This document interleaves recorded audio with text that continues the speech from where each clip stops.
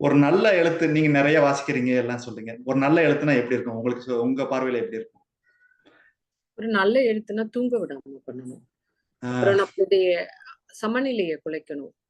நம்மளுடைய அன்றாடங்கள்ல நம்மளால ஒன்றி போக முடியாத அளவுக்கு நம்மள தொந்தரவு பண்ணிக்கிட்டே இருக்கணும்.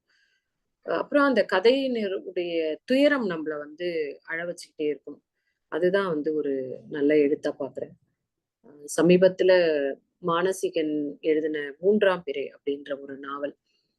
இந்த ஜனவரி மாதம் தான் அது வெளியானது. 1000 பக்கம் கொண்ட நாவல் அது.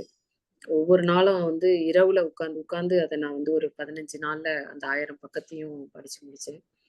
அதுல வஹீதான்னு ஒரு கதாபாத்திரம். அந்த கதாபாத்திரம் அறிமுகமாகும் போதே நமக்கு தெரிஞ்சிரும். அவ அறிமுகமாகும் போதே திருமணமாகி அதுல தோல்வி கண்டு கணவனை விட்டு பிறந்த வீட்டுக்கு திரும்பி வர்ற ஒரு பெண்ணு தான் அவ. அந்த கதாபாத்திரத்தை அறிமுகம் செய்யும் போதே நமக்கு ஒரு இருக்கு. இந்த கதாபாத்திரத்துக்கான துயரம் இத்தோட முடிய போறது இல்ல. இது வளர போகுது. இது ஒரு பேரழிவுல தான் அவளை கொண்டு போய் நிறுத்த போகுதுன்னு ஏதோ ஒரு உள்ளுணர்வு சொல்லும். அப்படி அந்த கதாபாத்திரம் வந்து நாவலினுடைய இறுதிக்கு முன்னாடி தற்கொலை செஞ்சுக்கும் போது அந்த வகிதான்றது யாருன்னு நமக்கு தெரியாது. ஏதோ ஒரு பெண். ஆனா அந்த வகிதா வந்து ஏறக்குறைய ஒரு வாரம் வரைக்கும் ஏன் உனக்கு இப்படி ஒரு துயரம்? உன்னோட வாழ்க்கை முழுக்க ஏன் இப்படி ஒரு உனக்கு மட்டும் எதுக்கு இப்படி ஒரு அபாக்கியமான நிலை? கடைசியில நீ வந்து ஏன் உன்னையே அடிச்சுக்கிற? அப்படின்ற அந்த வகிதாவுக்கான இரக்கம் இருக்குல்ல, அது வந்து அலக்கழிச்சுக்கிட்டே இருந்துச்சு. இதுதான் ஒரு நல்ல எழுத்து வந்து நமக்கு நம்ம இப்படிதான் பண்ணும். உம் இந்த உணர்ச்சிகளை கடத்தி நம்மளை வந்து மேலும் படிக்க தூண்டுறதுதான் வந்து நல்ல எழுத்து. சரி, நீங்க நிறைய வெளிநாடுகளுக்கெல்லாம் போயிருக்கீங்க.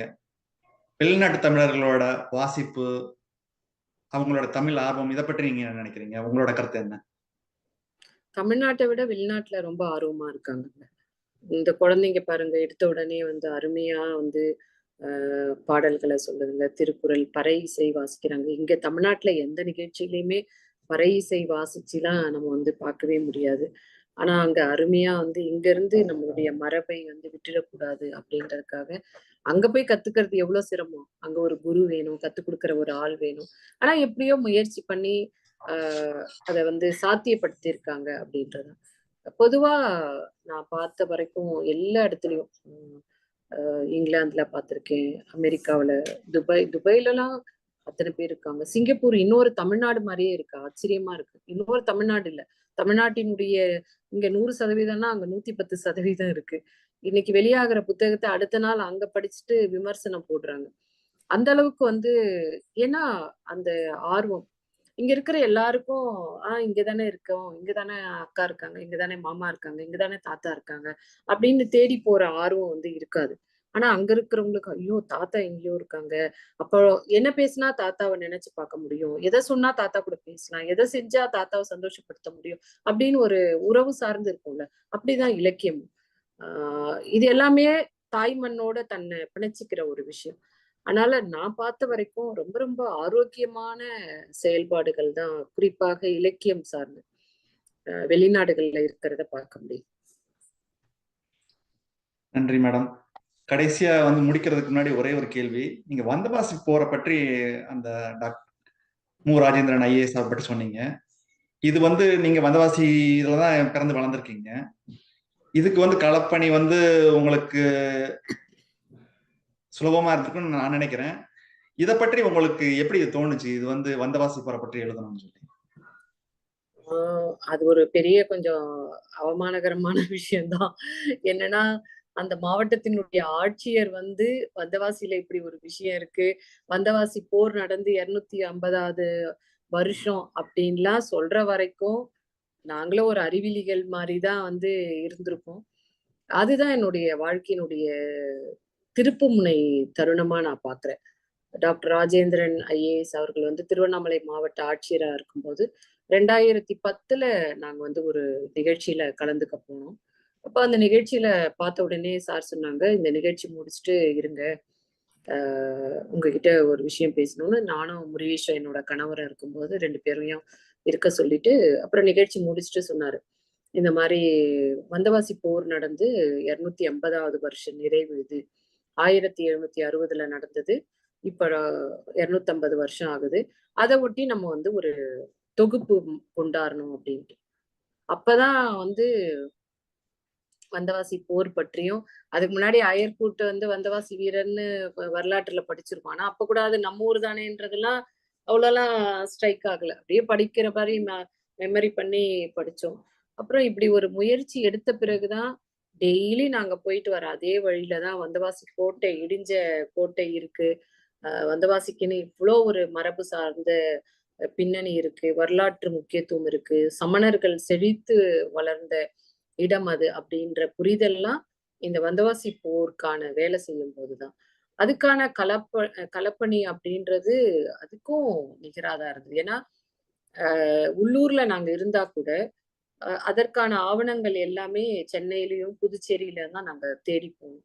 அப்படி போகும்போதுதான் நாங்க வந்து அந்த தொகுப்பு பணி மூலமா மிக முக்கியமான ஒரு தகவலையும் கண்டுபிடிச்சோம். என்னன்னா, இன்னைக்கு இருக்கிற சென்ட் ஜார்ஜ் ஃபோர்ட் இருக்கு இல்லைங்களா, தலைமைச் செயலகம் மெரினால இருக்கிறது. அந்த தலைமைச் செயலகம் அமைந்திருக்கிற இடம் அன்னைக்கு வந்தவாசியினுடைய ஆட்சியாளராக இருந்த வெங்கடாத்திரி நாயக்கனுடைய கட்டுப்பாட்டுக்குள்ள இருந்த ஒரு இடம் என்றும், அவங்க பிரிட்டிஷாருக்கு வந்து ஏன்னா இந்தியாவுக்குள்ள வந்த கடைசி ஐரோப்பியர்கள் அவங்கதான். அவங்க வர்றதுக்கு முன்னாடியே போர்ச்சுகீசியர்கள், டச்சு, பிரெஞ்சு எல்லாருமே வந்து இந்தியாவினுடைய பல முக்கியமான துறைமுகங்களை தங்களுடைய கட்டுப்பாட்டுக்குள்ள கொண்டு வந்துட்டாங்க. அப்போ பிரிட்டிஷார் உள்ள வரும்போது போட்டி இல்லாத, அதே சமயம் வர்த்தகத்துக்கு ஏத்த ஒரு துறைமுகம் எங்க இருக்கும் அப்படின்னு அவங்க தேடி வந்து மெரினா கடற்கரையை வந்து பாக்குறாங்க. பார்த்த உடனே வந்து இந்த இடத்த வந்து நம்ம எடுக்கணுமே அப்படின்னு சொல்லி கேட்கும்போது, அதனுடைய உரிமையாளரா இருந்த வந்தவாசியினுடைய ஆளுநர் வெறும் மானியமா, காசெல்லாம் கிடையாது, நீங்க இலவசமா வச்சுக்கலாம் அப்படின்னு சொல்லி அவருக்கு வந்து மானிய பத்திரம் வந்து எழுதி கொடுக்குறாரு. அந்த மானிய பத்திரத்தினுடைய காப்பிய நாங்க இந்த போருக்கான தகவல்களை திரட்டும் போதுதான் சென்னை அருங்காட்சியகத்துல கோட்டையில இருக்கிற அருங்காட்சியகத்துல அந்த ஆவணத்தை கண்டுபிடிச்சோம். அப்போ ஒரு தலைமைச் செயலகம், ஒரு மாநிலத்தினுடைய தலைமையிடமா இருக்கிற இடத்துக்கு உரிமையாளர்களா நம்ம இருந்திருக்கோம் அப்படின்ற ஒரு வரலாற்றையே இந்த தொகுப்பின் மூலம்தான் எங்களுக்கு தெரிய வந்துச்சு.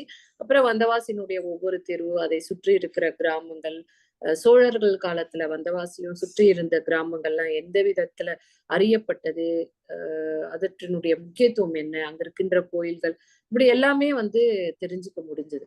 அதுவும் ரொம்ப குறுகிய காலத்துலதான் நாங்க அந்த பணியை செஞ்சோம். ஒரு 3 மாசம் 4 மாசத்துல ரொம்ப அருமையான நிறைவு தரக்கூடிய ஒரு விஷயமா அது இருந்தது.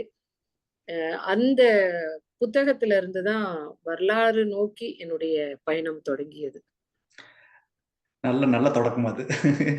ஏன்னா எனக்கு வந்து இந்த வாய்ப்பு கிடைக்கல. கங்காபுரம், சாலம்பரி எல்லாம் படிக்கிறதுக்கு. நீரதிகாரம் வந்து விகடன்ல கிடைச்சதை நான் படிச்சுட்டேன். கண்டிப்பா நான் படிக்க முயற்சி பண்றேன். நல்ல நல்ல நல்ல திருப்பம் உங்க இது அந்த வரலாற்று புனைவை எப்படி எடுத்து எழுதுறதுங்கிறது நல்லா இது பண்ணிருந்தீங்க. வந்து தேவரடியார் கலைவாழ்வுன்னு இது பண்ணிருக்கீங்கல்ல. இது வந்து ஒரு வித்தியாசமான கோணமா இருக்கு. நீங்க வந்து ஏன்னா சிறுகதை, நாவல் இப்படின்னு போயிட்டீங்க. எப்படி இந்த ஆய்வுகளுக்கு வந்து அந்த மாதிரி இது பண்ணணும்னு உங்களுக்கு தோணுச்சு மேடம்? இல்ல, அது என்னுடைய முனைவர் பட்ட ஆய்வேடு. அது ஓ தேவரடியார் வாழ்வாக அப்படின்றது என்னன்னா, ஆஹ் ஏறக்குறைய ஒரு 10ஆம் நூற்றாண்டுல இருந்து 20ஆம் நூற்றாண்டு வரைக்கும் இலக்கியம், கலை இதுல இருந்த பெண்களை பற்றிய வரலாறே நம்மகிட்ட இல்லை. ஆனா அது இல்லாம போறதுக்கு எப்படி பெண்களே படிப்பறிவு இல்லாம எழுதாம இருந்திருப்பாங்களா அப்படின்னா, அப்போ கலை இலக்கியம் அப்படின்றதெல்லாம் கோயில்கள் சம்பந்தப்பட்டதா மாறுற பேரரசுகளினுடைய ஆட்சி காலத்துல அந்த மாற்றங்கள் நடக்குது. அப்போ அந்த கலை இலக்கியம் இதெல்லாம் யாரு முன்னெடுத்து போனாங்கன்னா தேவரடியார் பெண்கள் தான் முன்னெடுத்து போனாங்க. அப்போ அவர்களுடைய கல்வி முறைமைகள், அவங்க என்ன கத்துக்கிட்டாங்க, எப்படி அவங்க கத்துக்கிட்டாங்க அப்படின்றத பத்தி தான் அந்த முனைவர் பட்ட ஆய்வேடுங்க. அதுதான் அதை பின்னாடி நூலாக்கியிருப்பேன். ஓ அதை நூலாக்கிட்டீங்களா? சரி சரி சரி, ரொம்ப நன்றி. நான் அதை வித்தியாசமான அந்த இருந்தது அதான் கேட்டேன். அதான் அது புத்தகமா. ஓகேம்மா, நீங்க அப்ப ஏற்புரை சொல்லிருங்க. உங்க எல்லாரையும் பார்த்தது ரொம்ப சந்தோஷம். அப்புறம் வழக்கமான ஒரு உரையாடலா இல்லாம எழுத்து சார்ந்து முழுக்க முழுக்க ஏறக்குறைய என்னுடைய மொத்த எழுத்து பயணத்தையுமே வந்து நினைவு கூர்ற மாதிரியான ஒரு செஷனா இது இருந்துச்சு. ஸோ உங்க எல்லாரையும் பார்த்தது, குறிப்பாக மகளிர் தினம் சார்ந்து இந்த நாள்ல சந்திச்சது, அது தனிப்பட்ட விதத்திலயோ எனக்கு ரொம்ப ஒரு முக்கியமான தருணமா பார்க்குறேன். இதுக்காக நீங்க ஏறக்குறைய 2 மாசம் வேலை பார்த்துருக்கீங்கன்னு நினைக்கிறேன். அதுக்கு ஆமா. தேதி வாங்குனதுல இருந்து சின்ன சின்ன விஷயங்கள கூட திட்டமிட்டு, அத முறையா அ இந்த நிகழ்ச்சிய வந்து பண்ணியிருக்கீங்க. எதிர்பாராம நான் வந்து இந்த நிரதிகாரத்தோட தொடர்புடைய ஒரு இடத்துல இருந்து வளர்நிலா அம்மாவ அவங்க பேரும் என் பேரும் ஏறக்குறைய ஒத்த இதோட இருக்கு. அவங்களையும் இந்த கூட்டத்துல நான் முதல்ல பார்க்கும்போது அவங்க சென்னையில வேற இங்க இருக்கிறவங்க அப்படின்னு நினைச்சிட்டு அப்புறம் கம்பம் பகுதி அப்படின்னோடனே இன்னும் ஒரு கூடுதலான ஈர்ப்பும் அதுதான் எழுத்து கொடுக்கறதுன்னு நினைக்கிறேன். கம்பம் அப்படின்னு உடனே ஒரு சின்ன ஈர்ப்பு. அப்படி அம்மாவை சந்திச்சதும் ரொம்ப சந்தோஷம். இளமாறன் நேர்காணல் பண்ண வேல்மணி, இந்த நிகழ்ச்சியை தொகுத்து வழங்கிட்டு இருக்கிற கிருத்திகா, அப்புறம் இந்த பங்கேற்ற குழந்தைகள், வாசகர்கள் அத்தனை பேருக்கும் என்னுடைய அன்பான நன்றிகள். நன்றி வரை நான் சொல்றேன். இந்த கூட்டம் நடைபெறுவதற்கு முக்கியமா காரணமா இருந்த திணை அமெரிக்கா, அதனுடைய இளமாறன், பாலா போன்றவருக்கு இந்த வாய்ப்புக்கு நன்றி கூறியிருக்கிறேன். கடந்து வந்த பாதை மகளிர் தின சிறப்பு நிகழ்ச்சியாக இதை நடத்திக்கிட்டு இருந்தோம். இதுல வந்து நம்ம கிருத்திகா வந்து ஏற்புரை சொன்னாங்க, அவங்களுக்கு நன்றி. தமிழ்தாய் வாழ்த்து பாடிய சாய் ராகவி நல்லா பாடினாங்க. அடுத்து குரல் வணக்கம் சொல்ல தாரா அன்பு குழந்தை நல்லா பாடிச்சு. அடுத்து பாரதிதாசன் பாடின திருப்பி சாய் ராகவிக்கும் நன்றி. அடுத்து அகிலாண்டேஸ்வரி பறை இசை, அதை நம்ம அடிக்கடி மறந்துடாம அது நம்ம வாழ்வியல் ஒரு அங்கமா இருக்கிறதுக்கு வந்து அவங்க ஞாபகப்படுத்தி அவங்க நல்லா வாசித்தாங்க. அடுத்து வந்து நம்ம வெண்ணிலா மேடம் டீட்டெயில்டா வந்து அவங்க எல்லா இதுவும் வந்து நல்லா நிதானமா பொறுமையா நம்ம கிட்ட கேள்விகளுக்கு பதில் சொன்னாங்க. வளர்நிலாம வந்து சிறப்புரையாற்றினாங்க. அவங்க வந்து அவங்களோட அனுபவம், அதாவது வந்து எப்படி இந்த மகளிர் தினம் ஆரம்பிச்சது எல்லாம் வந்து நல்லா வந்து பொறுமையா நிதானமா சொன்னாங்க. அவங்களுக்கும் நன்றி. இது மாதிரி நிறைய நிகழ்ச்சிகள் நடக்கணும். நம்ம வந்து இது மாதிரி நிறைய வெண்ணிலா மேடம் போன்ற படைப்பாளர்களை நம்ம கொண்டாடணுங்கிறது என்னோட ஆசை. இதை வந்து நம்ம கண்டிப்பா வந்து நம்ம இதை செய்யணும். திருப்பி நான் திருப்பி சொல்றேன். கலந்து கொண்ட அனைவருக்கும் நன்றி.